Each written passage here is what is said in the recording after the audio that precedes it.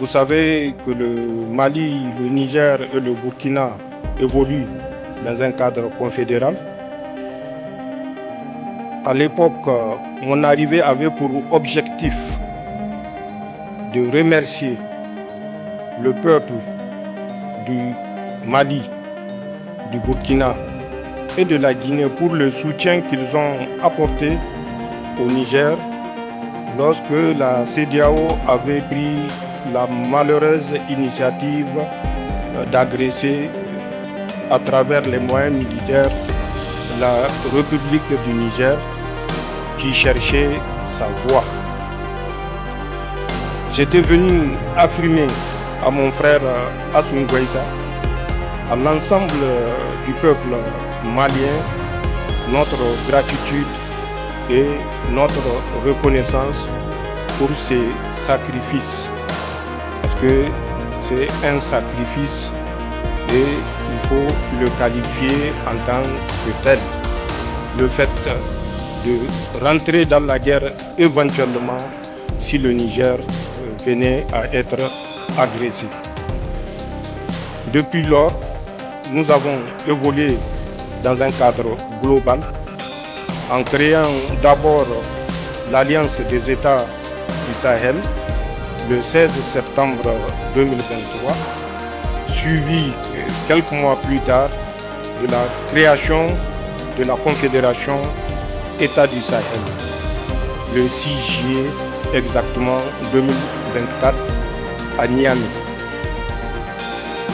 Entre autres objectifs ont été donnés à cette confédération, notamment le premier pilier qui est la préoccupation de nos populations, la défense, sécurité.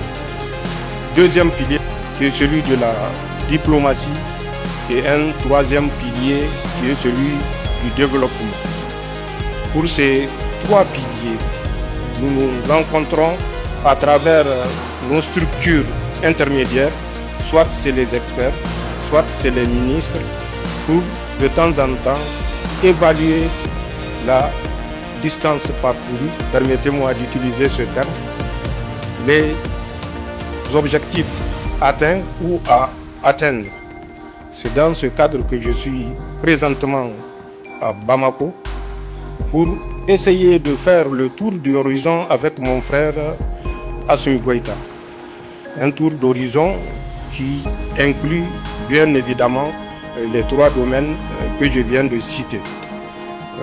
Vous êtes certainement au courant, comme tous les peuples de la Confédération, de notre volonté de créer et consolider une force unifiée dont l'état-major est déjà opérationnel. Les bataillons sont constitués et seront opérationnels, si on peut dire opérationnels, puisqu'ils le sont déjà à travers des opérations bilatérales ou multilatérales que nous avons conduit, que nous avons eu à conduire, soit avec le Mali, soit avec le Burkina, ou les trois pays ensemble. Mais nous voulons aller plus loin et c'est la raison pour laquelle l'état-major dont le siège est à Niamey est actuellement en formation pour que tous les problèmes de défense et sécurité soient pris en charge par cette force unifiée. Pour ce qui est de la diplomatie, vous le voyez, que ce soit aux Nations Unies ou dans toute autre rencontre d'intérêt, nos représentants gardent la même position, prennent les mêmes décisions. C'est la volonté de notre confédération et c'est en ce sens que les ministres travaillent nuit et jour. Pour le développement, vous savez que nous avons créé la Banque confédérale d'investissement et de développement. Je ne vais pas rentrer dans des détails, puisque bientôt nous allons nous retrouver une fois de plus à Bamako pour déterminer avec précision le contour du fonctionnement de cette banque. Mais sachez que déjà, tout est fin prêt, qu'il s'agisse du siège ou des autres structures d'accompagnement, tout est connu d'avance, mais sera précisé, Inch'Allah, à la prochaine rencontre ici à Bamako. Je n'aimerais pas aller dans d'autres détails qui sont des détails plutôt discrets.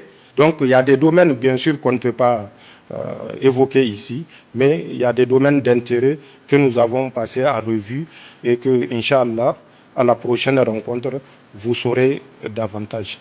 Voilà, en quelques mots, l'objet de ma visite. Une fois de plus, merci au vaillant peuple du Mali, merci au vaillant peuple du Burkina, merci au vaillant peuple du Niger, peuples qui ont permis de prendre l'ascendant et désormais de conduire la révolution. Il n'y a pas autre qualificatif que celui-là. C'est le peuple du Sahel qui conduit la révolution. Et Inch'Allah, avec le peuple comme guide, le succès est au bout du chemin.